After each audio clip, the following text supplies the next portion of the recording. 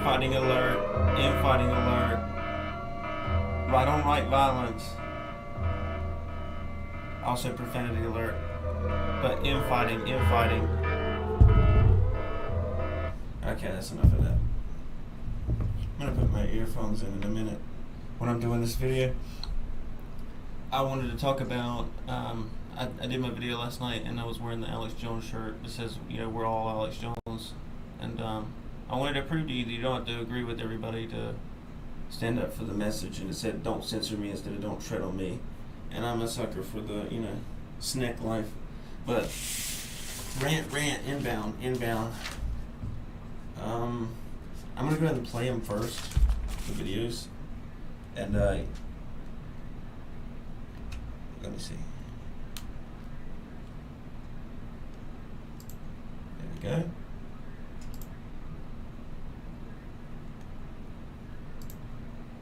I'm about to move this bad boy over here. Because I know, there we go. Thought about scrolling down, but here we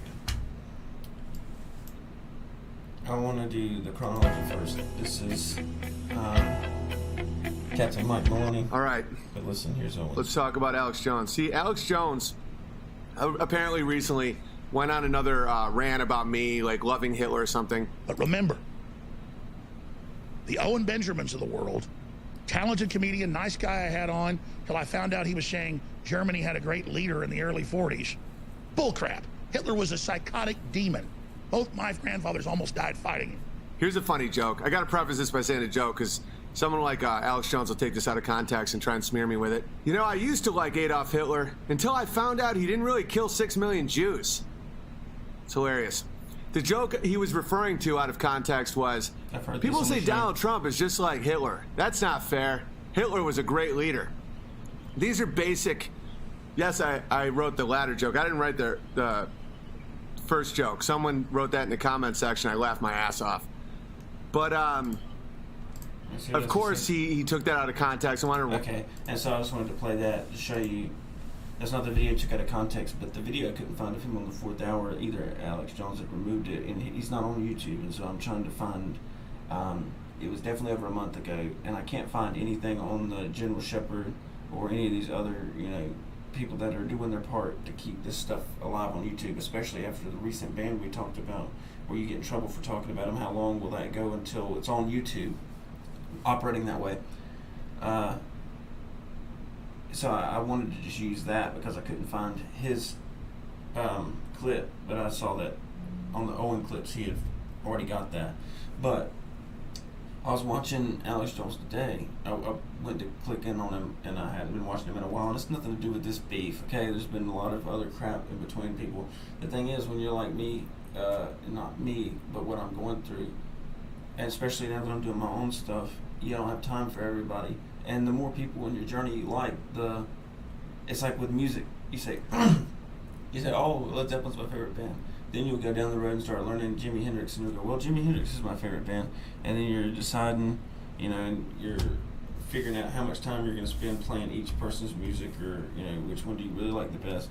But I'm at the point where there's so many ground level people, I have to divvy my time accordingly. But today I'd caught up on it some. And as soon as I clicked on this video, the live stream on this site, I saw this. Patriots in the U.S. government fighting back against the deep state, working with the Chi-Coms and others against our president and against the Patriot movement that's taken over the Republican Party. We are winning. And I told you when I went to D.C. a few weeks ago that I had 2 meetings with people that had direct meetings with Trump.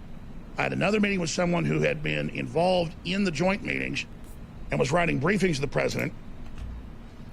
And I told you that the president is intending to move to have the deep state actors indicted. So he's talking about a judge sway, and this is Jeanine Pirro just came out and said that last night. Okay. So you keep noticing what I say years ago, what I say weeks ago, what I say days ago, word for word happens. It's not because I'm Oprah Winfrey in The Secret and I'm going ooga booga abracadabra and then it's happening like I'm a wizard or Emperor Palpatine. I'm really a serious person, heavily immersed in all this. So did you hear that? And I'm sorry, most people, even career, you keep noticing what I say years ago, what I say weeks ago, what I say days ago, word for word happens. It's not because I'm Oprah Winfrey in The Secret and I'm going ooga booga abracadabra and then it's happening like I'm a wizard. See, he or knows Emperor. what's going on before because he's reading the tea leaves. He says it's not like I'm Oprah with the big secret and ooga booga. Here it is, magic. Now everybody, including myself, gets what that means. Just like how people get what Owen meant when he was saying, everybody's giving me shit about Donald Trump being a terrible leader. I always thought he was a great leader. Fuck, I ruined it. So I'm not a comedian. But he said like, where, you know, I said in the early videos, you said, how do you argue against this? How do you argue against some of these stupid blanket statements and slogans? They don't want an answer. The way you combat them is with more, you know, craziness, so to speak. And so you go, you're a Hitler guy. You love Donald Trump. I bet you loved Hitler. And you go, I used to love Hitler until I realized he didn't really go through with it. You know, it's a joke. And, of course, since it's at the expense of, say, Jews, it's going to get more pull, especially with the InfoWars and things. And I tell Jones, this is what people talk about when they say something like a shield, because this isn't really shielding people from technology and other things and what a country is doing. Like Israel, people have complaints. This is somebody saying a joke, and you're freaking out about it. And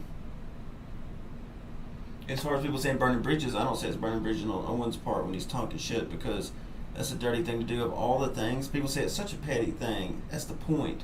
For free speech, something that's so petty, quote unquote, shouldn't matter. Something that Jones just said by his own, what he just went through with Owen, you're not going to disparage these people. And to me, I think it's Harrison Smith that runs right in there, because he's still butthurt over how the moon landing debate he had on War Room with Owen Benjamin went. He was scorned by Owen because all he did was weasel his way in, saying we could do these clips, like he had done on Crowder, who's also shitting on him. You know, he can go fuck himself. But with Owen, he was doing comedy stuff, and they were thinking we could get this from him, and he was talking to Harrison, hey, you know, I kind of like this guy, whatever. And then he had turned on him. He's the one who had told on him, and they said someone called in to InfoWars, and, you know, this is not the first time Owens even said that joke or even joked about Jewish people like he would with anybody. You're actually being racist by not including people in the chance of being joked at their expense. And so people don't realize that. But that's what had happened, and you can't go back on there anymore because of that. And it really puts a bad taste in people's mouths, no matter what it's about, because it makes them feel like there's something that you're not going to talk about. And it was clearly a joke. It's pretty neat. You know, it's not like, yeah, hell, victory and all that, like a Richard Spencer or something. And even then, who cares? But it's no different than, say, what if I was on there and they love to talk shit about communism, and I don't like communism either, but on InfoWars, what if I were to sit back and say, oh, I sure do love communism. That Stalin was a great guy. You know, I could get past the killing Christians like me part if I, you know, as long as the trains run on time, you know. Or even in a sarcastic way saying, oh man, of course I would love a communist dictatorship. I love starving to death in the streets. Are they going to get somebody in trouble for that because there's people out there that are starving that might take offense to that? Jones, you going to do that to everyone? But I wrote all this out. And I want to get to it before I forget. I tried to print it out big, but the printer in there is being ass. So, Political Dank House, IG at political_Dank House, Twitter at political_Dank. They cut us off. No house for us there. No house for you.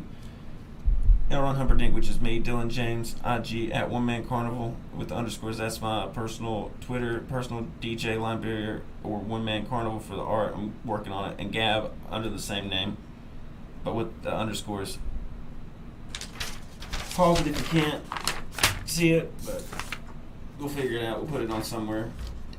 But Jones said, something along the lines of, I'm not like Oprah in The Secret with the ooga booga feel good spirit spells. We all know what he meant, ooga booga, and you could say, oh, back to Africa stuff, but that's where a lot of spiritual stuff was with all that witch doctor and stuff. But Oprah happened to be black. Owen's jokes were just as funny as he would have done about anybody else. You know, he has jokes about that nigger stole my bike and things. I don't, you know, Jones was okay with all that stuff before Owen said that. So it's almost like he's sacred cow, and that's what's pissing people off. And that's what creates people to be actual anti-Semites. You know, whatever you think about the word. I don't use words like that. It's stupid, but you make people think that there's something against them when you start doing things like that, where it's only them. And because he knew about that nigger stole my bike and the Mexicans and all sorts of jokes at people's expense that Owen had done, and they were funny. He rags on everybody, so you can't tell me that he just now, oh, this was the last straw. If I would have known, you know, until I was with Owen, until I figured out he was joking about Hitler, like he was a great guy. Owen, if you know his streams, has strictly said he doesn't like Hitler because he's still socialist and he thinks he's a faggot and stuff like that. He's vegan, he can't be trusted. So I gave Jones the context that he's not giving Owen, but I get what he's saying. Jones, but he just shit on Owen for an intentional Hitler shock humor joke that was clearly showcasing what ludicrous representation of Hitler to Trump that people do. He may not have even thought of it like Marxists do. I know I don't, but I think of the primitive thinking in action. And the same people telling us we all came from a bunch of hyphenated Lloyd, like Mongoloid, Negroid, Angloid, all this stuff, Australoid.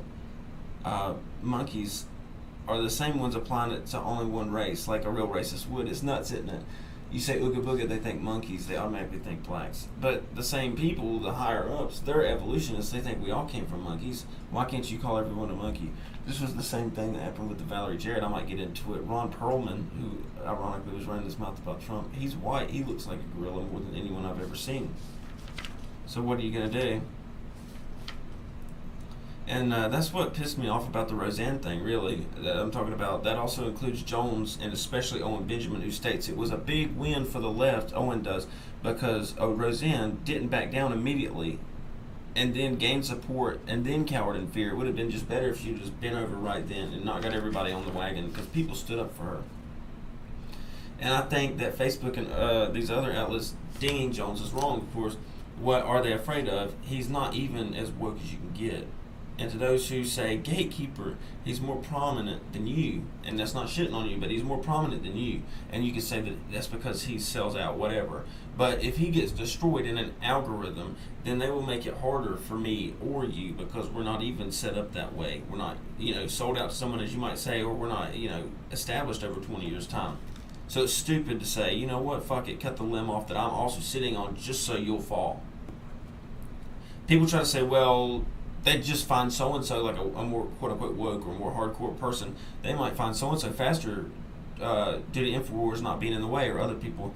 If they are the lesser of the awake, or people say shills, if they're lesser of the awake than you by default, then people would need to be soft woken, as they would say. I hate the word woke, but you hear me out. Soft woken to get you who is more awake, as it would be too much. It's like, this is not the rule, but how you would sip on some beer versus, down in a bunch of liquor, you're going to get fucked up, if you do too much, and people are automatically antsy of things like that. So some people need that to jump up, where they are down the road of ideology. But the problem that people have, and I think they're not clarifying it right, is that some people stay on that, whether it's with a leader like Trump, whether it's with a broadcaster like Alex Jones. They stay there and they get stagnant. But they're not wording it like that. They're just, oh, shill, everybody but me's a shill. It just gets old. But there's a gradient of waking up, I feel like, for a lot of people, at least the normal amount of people. You don't go into the gym and lift 200 pounds first day. And I know the mind's different, but you've heard of being mind blown. And it happens to people. There's information overload. You're going to turn people away and just want to give up. That's where all these nihilistic things come from. People are trying to embrace stuff that's coming out, and they can't hide from it anymore in Generation Z and all that stuff. And they haven't cared about politics, so they're not even ready to equip this crazy news coming out, and it's the most intense. But that being said, what are the chances that someone is going to see an ultra-hard truth person first versus a few jumps out from it in their progression and take it the same way? I'd say it's absolutely not impossible, but it is low. That's just the way we are in the United States. On a lot of political issues, you have to be walked into it. and self-realize. And a lot of people, with the immigration or anything, you have to start to be affected by something to realize, okay, maybe it matters. Because people are ultimately selfish, and they want to go at their own time. They want to do things their own way. And that being said, they may seem to shy away from issues you speak on, these broadcasters. I'm talking about the lily pads, the gatekeepers, the in-betweens. But that's what makes you passionate about the subject on their behalf. And the problem is, to me, it looks like a lot of people dwell on certain issues is the problem, because they act like there's that one issue somebody doesn't cover. There's a lot of things that say, like InfoWars wouldn't cover, besides, Israeli stuff. But to me, NASA stuff, Jones sucks it to NASA, and I hate them just as much as I would, hate in the term. I don't lay awake at night, ooh, NASA. But you talk about funding going to nothing. I would say that, and he just worships them. To him, he's more of a libertarian, with the government's so bad. He's against every government program and outlet and agency until he gets to NASA, and that's different. But people say, well, they're private. Yeah, it's like the Federal Reserve's private. You're against them. Facebook and them are, de facto working with the government, and they're private, so it's not an excuse. And someone who's more passionate about that issue can be, dialed into that issue that they're not covering. And maybe someone that's saying, you know what, maybe I have noticed that he will shy away from this, or whoever will shy away from this. And then they'll go after those other people. That's my speaker going off. Just think of it as they're the 101 to the more advanced classes, which is you or whoever you are. They serve a purpose, whether they are being used by someone above them, in power, or it's truly them, or it's shying away from things. Not wanting to touch things versus don't you touch those things. I think God uses anyone to say the truth or to inadvertently spark the discussion of an issue to someone they say in jest. Because Facebook has banned numerous anti-war pages, and I'm a non-interventionalist. There's a lot of times when I say, stuff could be, for our interest in things, but far as going over and just bombing the shit out of each other, no. In the paradigm, I'm anti-war as well, at least with the right-left. I lean right. But numerous lefties and liberals got banned from these groups as well. There's things I've gotten in trouble for on the internet about talking shit about Bush and other people being pro-war. It may have been because I insulted their character, but it's all the same to them. And on top of all this, for months, they even banned the entire page of left and right members discussing the legitimacy of being the world's police, among other things. You see what I mean? It's not just, you guys can't talk about this. They're banning the pages. They're banning meme pages. And pages, that's not just a person. That's not censoring a person. And that's not just banning a person. You're going after the whole group. And you know that these groups are housing left versus right debates. And whether Facebook doesn't want that or not, we'll just have to, assume. But I know for sure that they're squashing any chance at reaching a conclusion between the two, finding out what we have in common with anti-war or medical tyranny or what have you. And I think that's what they're after. They're not just afraid of quote unquote the truth. They're afraid of people's process of thinking. Just like if you were an instructor or someone trying to make money off of classes, you wouldn't tell someone everything in the beginning. It would be in your vested interest to keep them slowly moving along. Same with the government, if not more so. And it's more of a secrecy because they can just print money just to keep things from you. It's about what they don't want you opposing. And it's not your ideology. It's about what they're doing that you're opposing, and they don't like it. They don't care how you get there. Despite what I said, they would like to keep people from getting there in the first place. And the government does not desire an unarmed populace, and they don't want people to have guns, of course.